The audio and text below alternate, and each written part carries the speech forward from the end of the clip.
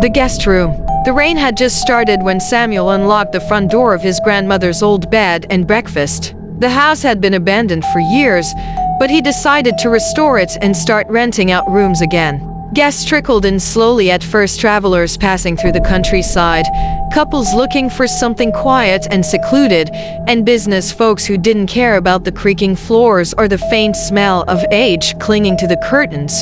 One room, however, caught everyone's attention. It was the last door at the end of the upstairs hallway, painted a deep red unlike the others. Samuel called it the guest room. It was large, with tall windows overlooking the forest, and guests always asked for it after glimpsing inside. He never refused. But the first time someone stayed in that room, something strange happened.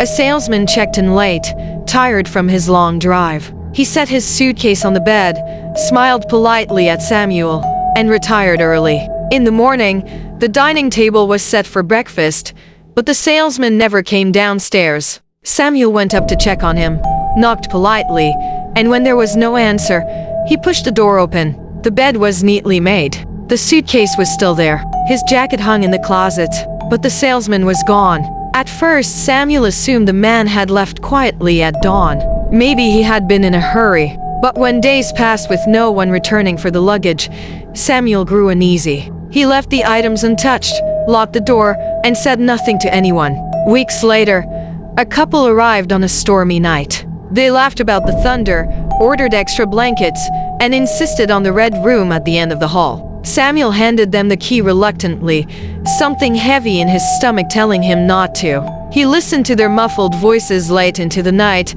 then silence. In the morning, he expected the sound of footsteps on the stairs, but the dining room stayed empty. When he checked, the bed was made, their suitcases still resting by the window, and the room smelled faintly of perfume. But the couple was gone, as if they had melted into the air. By the third disappearance, Samuel couldn't pretend anymore. A family of 3 had begged to stay when every other inn in town was full. He warned them the red room wasn't ready, but they smiled and insisted.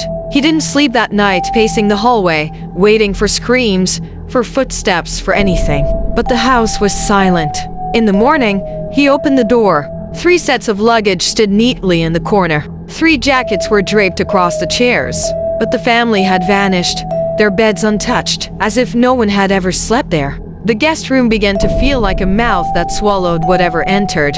Samuel stopped renting it out, locking the door and telling travelers it was unsafe.